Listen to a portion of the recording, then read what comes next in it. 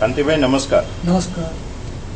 તમે એક વખત મને ફોન કર્યો હતો અને એક વખત મેં છાપામાં વાંચ્યું હતું કે તમે એક નવી ક્રાંતિકારી વાત લઈ અને એક નવી સંસ્થા સ્થાપી તો ખરી, પણ એમાં રિઝલ્ટ ઓરિએન્ટેડ કંઈક કામ પણ કર્યું. તો આપની સંસ્થા અથવા તો આપનું આ નવું એક કાર્ય જે છે, આ 70 વર્ષની જુવાન ઉંમરે જે નવું કાર્ય ચાલુ કર્યું, એ કયું છે એ મને કહો તો. હવે અમે થોડા મિત્રો સાથે મળ્યા અને મારો પણ એક અનુભવ છે અને એક બીજા મિત્રનો છે કે એમને આત્મહત્યાનો પ્રયાસ કર્યો હતો.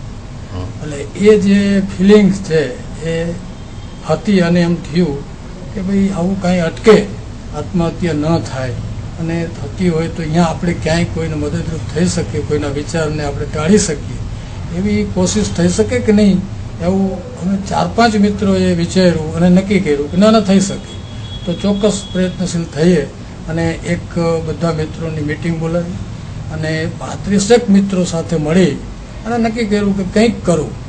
તો એક સંસ્થા, અત્યારે જો કે નામ જ છે, કંઈ રજીસ્ટ્રેશન કે એવું અમે કંઈ કર્યું નથી, આગળ ઉપર જરૂર પડશે ચોક્કસ કરીશું. હવે એ સંસ્થાનું નામ છે જીવન રક્ષા મિશન અને હેતુ છે મૃત્યુંજય લાઈફ લાઈન. આત્મહત્યાનો વિચાર કરતી વ્યક્તિ જો અમારા ફોન નંબરને એ ડાયલ કરે અને અમને મળે તો અમે કોશિશ કરીએ એવો અમારો પ્રયાસ જે હતો. એમાં અમે પ્રેસમાં પણ બધું આપ્યું, પ્રેસવાળાએ સારી રીતે છાપ્યું અને એનાથી 2-3 અનુભવો બન્યા એવા કે જે અમને એવું લાગ્યું, સંસ્થાને લાગ્યું કે અમે સફળ થયા.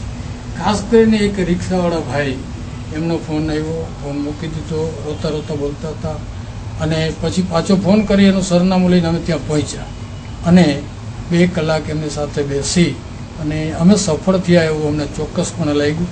એટલે અમારો ઉત્સાહ હોય તો અને મિત્રોની સાથે આ બધી વાત થઈ તો એવું થયું કે ના, આ તો કરવા જેવું કામ છે.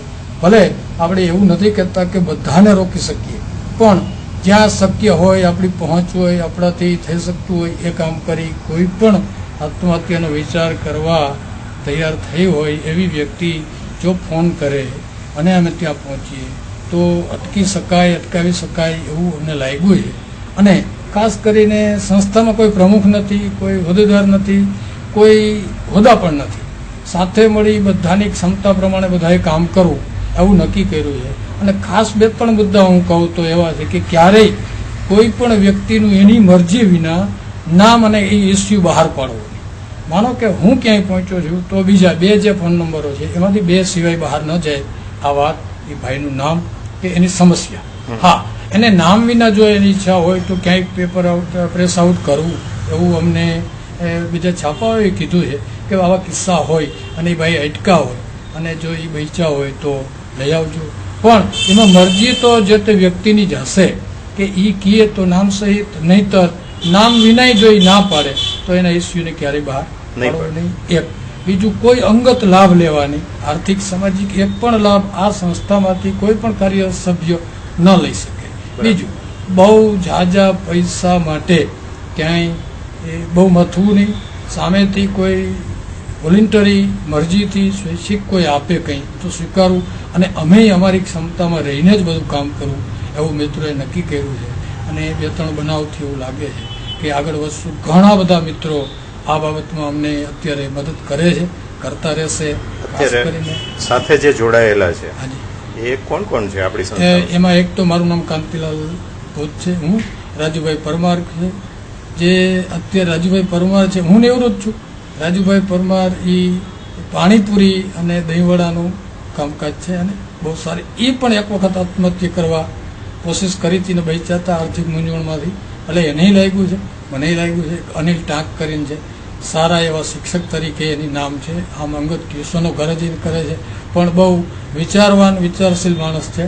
બીજું હસુભાઈ હિતેશભાઈ સિનરોજા કરીને અમારા મિત્ર છે, જે નાટકની પ્રવૃત્તિ કરે છે, ડાયરેક્ટર છે, લેખક છે અને ઘણું બધું સામાજિક કાર્યો, ખાસ કરીને સમાજને લગતા જે પ્રશ્નો છે એના ઉપર એ નાટક કરે છે.